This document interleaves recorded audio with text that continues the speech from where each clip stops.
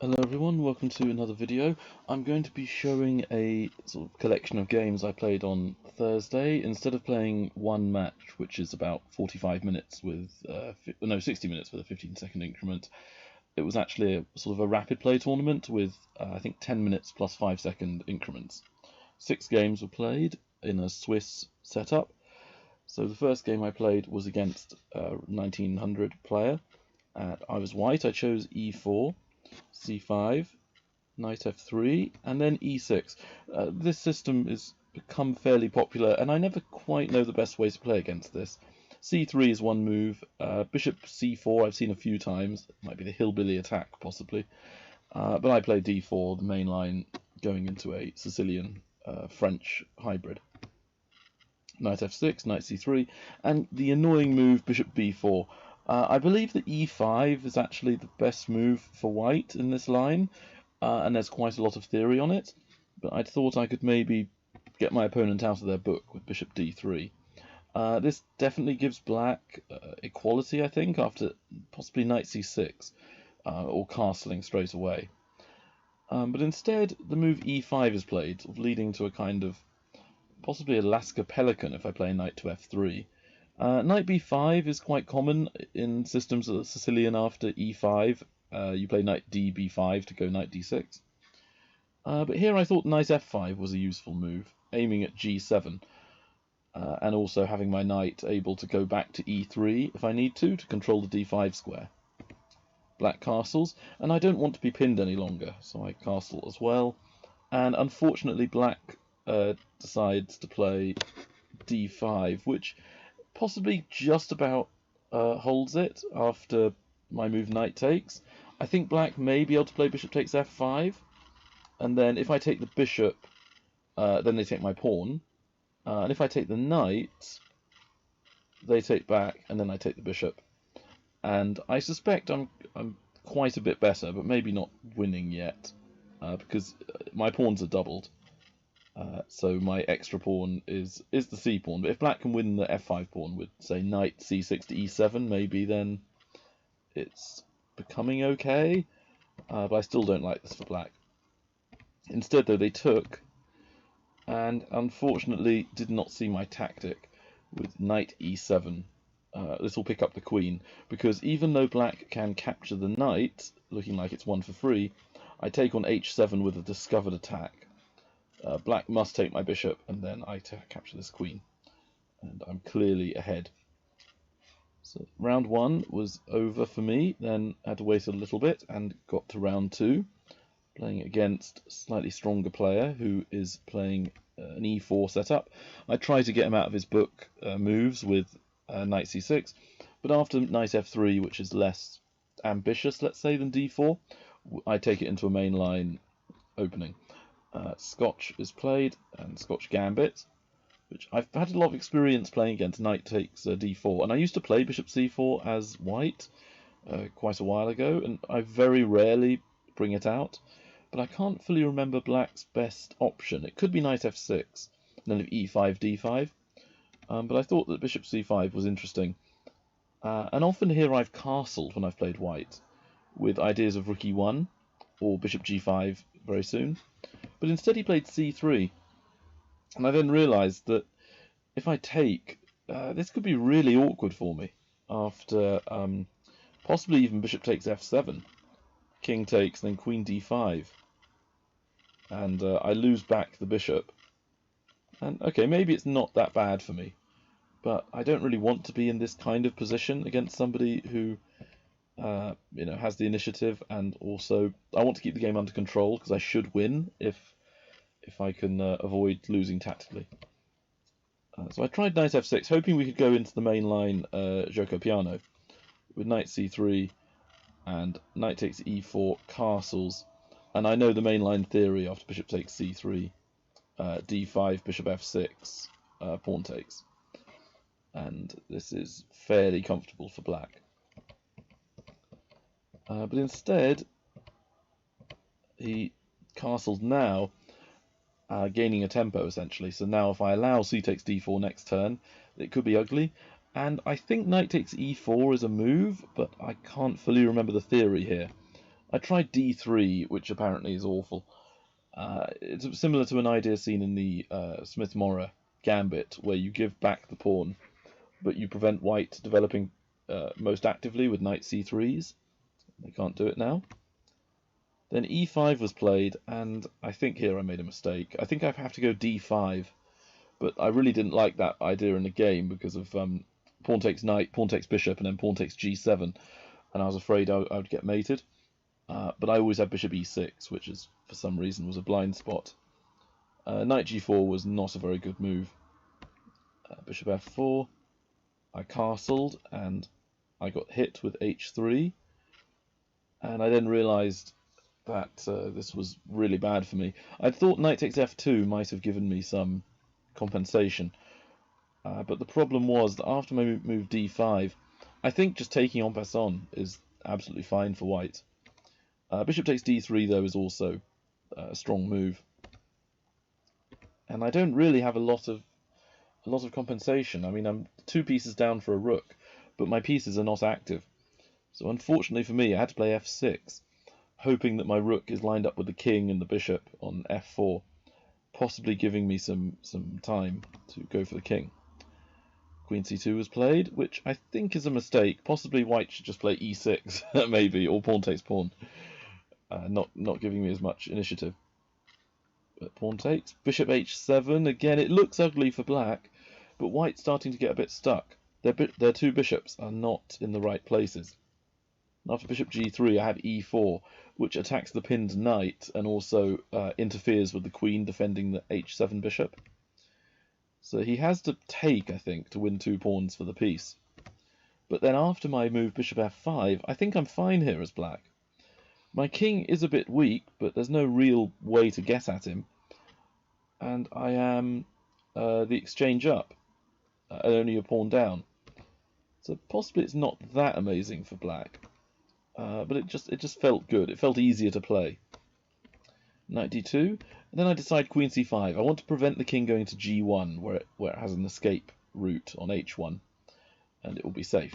So I'm dragging it out, then improve my worst piece with rook e8, and bring in the queen. I don't yet see a mate, but there's a lot of very ugly moves that I can play. Queen e2 taking on g2 is at least something I can do if there's nothing else. He did a check, and here I think I might have made a mistake, but it did lead to the win. I thought that possibly I had rook takes f3 coming as a way to deflect away some of white's defenders to the king, and that's the reason for bishop h7. But after knight g5, I don't have rook takes f3 anymore, but I do have this lovely move, rook f1, check. If bishop e1, I can play queen e2 check, and then take twice on e1 with mate. So like this, queen e2, and then I can even do queen takes, rook takes. My bishop on h7 is stopping the king moving to c2. So after knight takes rook, I had queen e2 check, and then forcing the king to the wrong place, so my bishop and queen team up to do the mate. So overall I thought that was quite a nice win. And now I'm playing a junior in round 3, who is very good at his openings and is good tactically as well. I thought that here I had to play positionally to try and gain the advantage, and bishop g5 is a useful move, although black can take on c4, leading to very sharp lines. But because they didn't, I got to play e3, holding the c4 pawn, and I don't really want to play bishop d3 too early because black can take and force me to move my bishop again to capture the pawn. So I'm trying to leave my bishop on f1 in reserve for a couple more moves.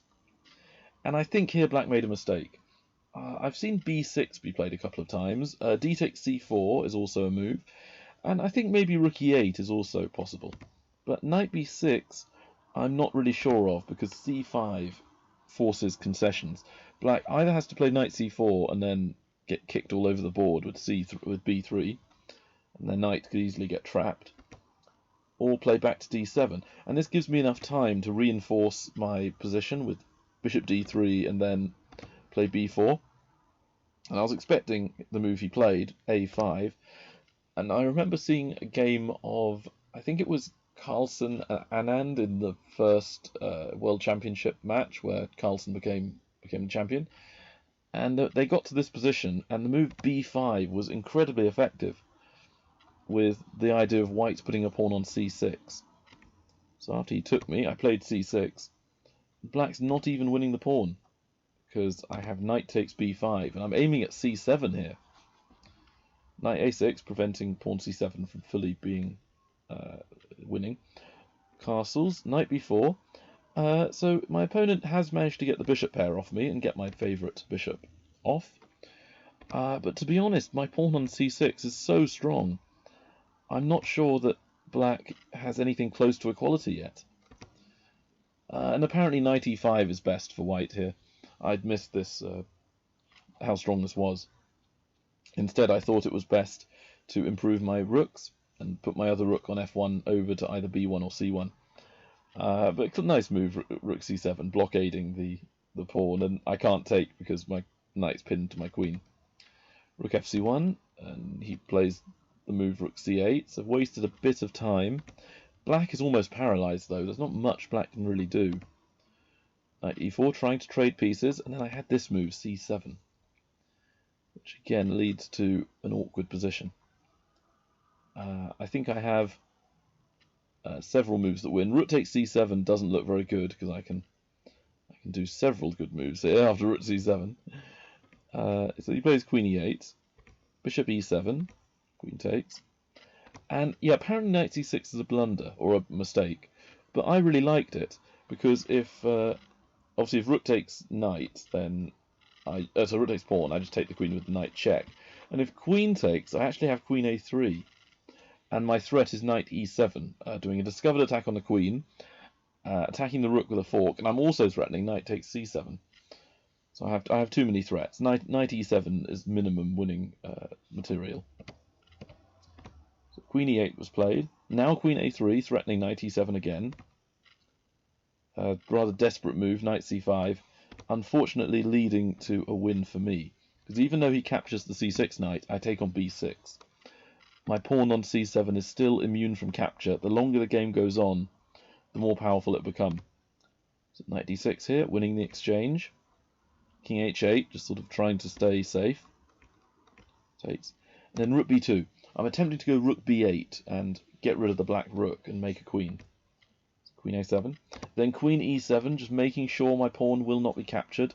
Also setting up some tactics. King back to g8, he doesn't have much time left, and there isn't really a good way for black to improve pieces, and I found this lovely move, rook b8, with the idea being that I take the rook and then play queen d8 check, and I win the bishop for free. And when he took me, rather than capture with the pawn, I had pawn equals queen, check. Rook takes, trade rooks to avoid getting mated, and then instead of queen d8, I can capture their queen. I did a discovered attack with my move e7. So that was quite a nice win, I think. And this next game was ridiculous. I don't really think either of us played that well. But it was an interesting positional battle at the opening battle at the start, with me expecting him to play knight takes e4 mainline Caro-Kann, to which I played a Karpov variation, knight d7 afterwards. But bishop c4 is played, and I didn't fully understand what it was he was trying to do. Knight f6, but then it hit me after f3. We reach what's called a Black Mardima gambit. If I take and knight takes, white has a fair amount of compensation for the material. And I don't like these positions because it's not easy to defend this as black. And it's about equal, I think. Maybe black has a tiny advantage, but I'm not good enough to realise the advantage. So I could play like a reverse Smith-Morrow with e3, giving up the pawn, which I was considering playing. And there's also bishop f5 guarding the pawn. But then I realised queen b6 takes us into a fantasy Caro-Kann variation, where instead of white playing knight c3 on their third move, they play f3, and then the sort of solution is to play queen b6 for black, and it leads to black having initiative. And the problem with white ever capturing on e4 is this move e5, and you're using the dark square diagonal for the queen onto f2. So after captures, knight g4, threatening mate, white has to prevent it, and then I can bring the knight back like in a Budapest gambit, gain time on the bishop, and then quickly use g4 for my bishop. So I'm circling around the g4 square, gaining time on white's pieces. Knight f3, bishop e7, staying safe. Bishop e3, and then I had a very vague memory of seeing this kind of position in books before, where queen c7 looks like the natural move, but if white can castle queenside a lot of the time, then they get a really good setup. And I don't really have enough time to castle kingside and be safe. White's attack is quite strong. So my solution was queen d8, which I think is a book move, but it might be like second or third best. But then I think bishop f4 is a mistake. I have a feeling rook d8 is correct, and then I go queen c7, then white castles. But I could also go knight bd7 as well. So after bishop f4, I had a check.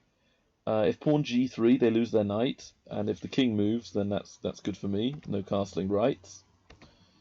Bishop g3 is played. I trade, getting a very good pawn structure, and then defend my knight, still preventing castling queenside. White connected the rooks, and I then guard everything and have possibilities of castling on both sides of the board. Rook d1, gain a tempo with a check. Trade queens to try and go into an endgame where my pawn structure is far better than white's, and also connect my rooks with castling queenside. Everything for me is defended, and because I have 2 pawn islands on f to h and a to c, and white has 3 pawn islands, a to c, the e pawn on its own, and the 2 g pawns, then I should be significantly better. So I make sure to guard everything with my f pawn not being weak to their bishop and guarding my knight. Rook here, rook he8, just making sure of everything being protected and also to line up with their king. Rook d2, getting out of the pin, and then I thought it was best to try and simply exchange off all the pieces and go to a better endgame, which apparently is not the best move. This does decrease black's advantage. After knight takes e5, now I have 3 pawn islands as well, but my one edge is that my pawn structure is better. Actually, I lied, there's 2 edges. This e-pawn is vulnerable to my bishop, whereas my e-pawn is not vulnerable to his bishop. So a trade of knights is not the worst thing that could happen. Also, it's easier for me to improve my pieces. I run my king to where white is weak on the king side, their 2 g-pawns being unable to guard each other. Maneuver around, and then I think if I trade bishops and I have same pieces against same pieces, like 2 bishops, bishop against bishop or knight against knight, that's better than having bishop against knight or knight against bishop, because they kind of cancel each other out. Knight e2, king g5, and I think here white may have made the losing move now, king f3, which allows me to trade pieces. And again, because of my pawn structure being better, white does have the passed e-pawn, but it's not exactly easy to use. And I can run white out of moves with h5. So white will end up being in a Zugzwang position, as happened in the game. And they just don't have a move. So takes, then a5, getting a passed pawn, so that this could be even more winning than earlier. g4, trying to not run out of moves. But then here I decide to play a simple move, b6, which is not as good as king takes pawn, but it at least prevents any chance of white's having a counterplay. King d3, and then run white out of moves again, so the e4 pawn will drop. c4, takes en passant. King takes, and then the final nail in the coffin is that if I play king to e3 and run after the g-pawn, his king can come to d5 and run after my b-pawn. So I thought, let's make it so there's absolutely no chance for black and play g6.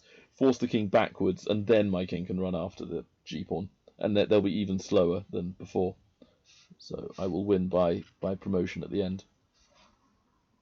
It's a somewhat technical endgame, but an interesting opening as well. And this game was a bit of an opening battle as well. This round, I was first place at this point, with 4 wins at this stage, 2 rounds to go. But I needed to win this just to make sure that I'd still be outright first. And we go into a Tarrasch setup with knight f6, then transpose into a mainline French. Tarash position, closed Tarash. Bishop d3, queen b6. And here I decided to gambit the pawn. I think there is, there's some move like, I think bishop c2 is a move, possibly, in this setup, but I never like it. So castling is clearly best, in my opinion. And then black has the option of taking or not taking. He chose to capture. And again, I think there is a move like rook e1 or queen e2 or something here. Oh, sorry, no, not rook e1 to take the bishop. Yeah, queen e2 I think is an option, but knight f3 I think is best by test. And black has to retreat the queen. White has some comp for the pawn, but apparently queen e2 is best now, and I played rook e1 trying to discourage f6, which is a classic space gaining move for black. Knight c5, getting my bishop pair. I don't want to leave it. I leave my bishop pair on the board. Bishop d7, good move. And then here I think I went for broke a bit with b4. This move is clearly not that good. I was thinking maybe I could play rook b1 if the queen took, and I'd gain even more time. But the computer naturally says you can simply take it as black, and it's better for black. Instead, though, we played knight e4, and I then realised that bishop takes b4 is very useful. And if I play a3, then black can do stuff like rook c8 or bishop e7.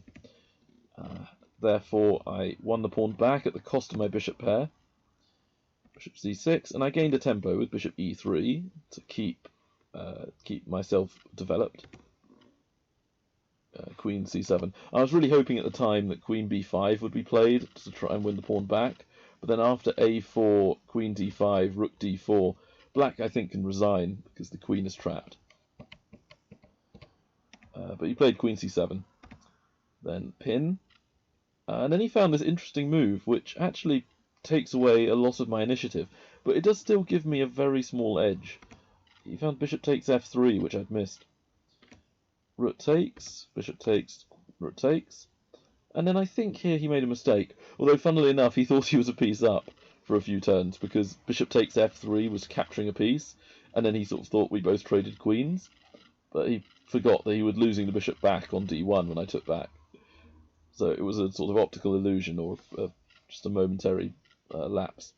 But I think bishop takes b4 is the key move here. Rook takes, and then possibly something like bishop c3, possibly. So that if I take on a7, he can take on e5. And if I go rook d7, trying to get the rooks active, black has just enough time to castle. And again, it will cost a pawn, but I will lose the e5 pawn. So I'll have a passed pawn against the majority. So I'll be better, but maybe not winning, let's say. But I might be wrong in that bishop c5 at first looks good because I win the f pawn, but then rook d8 and I get mated if I take on those squares. So, but rook takes a7 looks good enough. And so bishop takes, and again I think white has the edge.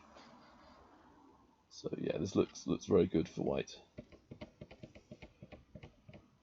But instead he played bishop e7, and to me this is a mistake, because when I take on b7, my b pawn's protected and castling is out because the bishop on e7 would hang. a5, and apparently b5 is best here, but I thought I had a clearly winning position after rook d7, then rook takes f7, keeping his king splitting up the rooks. Rook d8, threatening checkmate, so I create Überluft. I push my pawns up the board, simultaneously giving my king an escape route. h5. Then I attempt to checkmate in some way, but I think I was overly ambitious here, because he wins the pawn back. I still must be winning. I couldn't fully see how to, so first I improved the king, preventing any checks later on. Then check the king again. And I nearly played bishop f6, and then realised bishop f8 was annoying. And then my rooks get sort of tangled up. I'd probably have to play rook h7 and allow the trade of rooks, where now black might be okay here. So I ended up playing the right move. I played rook f6, attacking the pawn. Rook c6 defending. Then I saw rook a7 with the idea of a skewer, rook a8. And unfortunately, after rook f8, that appears at first to be solving that problem, I have rook check, and I think resignation has to happen, because king e7 blocks the bishop from guarding the rook. So I'll take the rook for free, and if king here to d7, I can grab the rook, bishop takes, and the king's no longer defending. So rook takes bishop, and I should win the game. So I was now on 5 out of 5. I was a point ahead of the field. All I had to do was not lose this last game. So my hope was I could simply play about 10 moves and then offer the draw.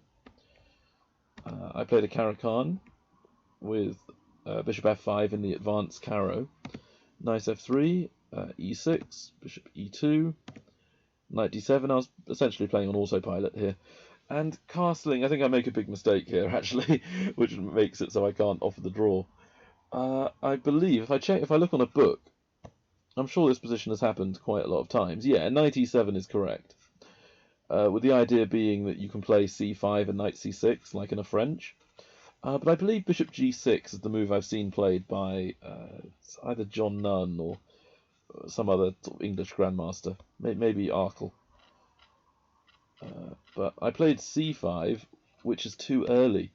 Bishop e3, knight e7, and I sort of forgot that c4 was a move. White's had time to reinforce the d4 pawn with the bishop, and also to push the c pawn. So I didn't feel like I had much choice. I had to play knight c6, improving my bishop and trying to castle kingside. But after captures on d5, at any time White could play taking on c5, leaving me with the isolated pawn. I should still be okay though after bishop takes c5. Instead, knight c3. I had to come back and retreat. White's going for a kind of pin or pressure on my king. I don't want this pressure, and I win the bishop pair. But it looks very awkward for black. So I think it was around here I offered the draw, expecting him to actually take it, because I'm higher rated, and he would still come second or third, I think at worst case scenario. But instead he went for the win, knight g5. I can't see much else to do. I wanted to castle on the king side, and bishop pair is now given up. Takes, and I then take the opportunity to exchange more pieces. I feel like I shouldn't be a lot worse here. Queen g4. Castling, even though, I realised about a second later that, that b4 would win the e6 pawn. But to be honest, I've kind of fluked my way to being alright here.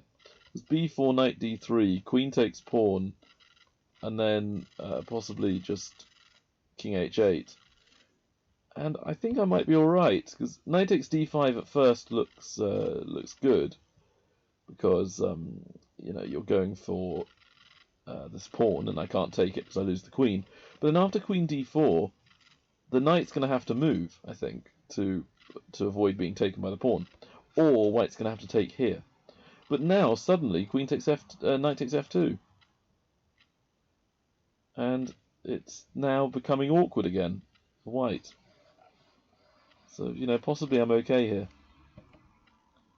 And, like, worst case scenario, after queen c5, knight h3, I can just take the draw if I want it, with knight back to f2. If rook takes on f2, I take back with the queen, and I'm clearly ahead. So instead of playing b4, I think he played a sensible move, though. He played b3. So knight d3 doesn't attack the b pawn.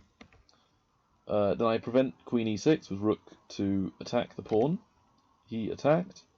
Defended, I mean. I attacked. Defense. And then I improved the worst piece. So now I was feeling very comfortable in this position. Knight d1. I played knight e5, winning the pawn. Then improved, queen d4. And knight e3 was played. Then I just totally blundered here, although it turns out black is still a bit better. I should just play rook f6, defending my e-pawn, but for some reason I missed it, and I played rook g5, thinking about knight f3 and other attacks. Losing the pawn.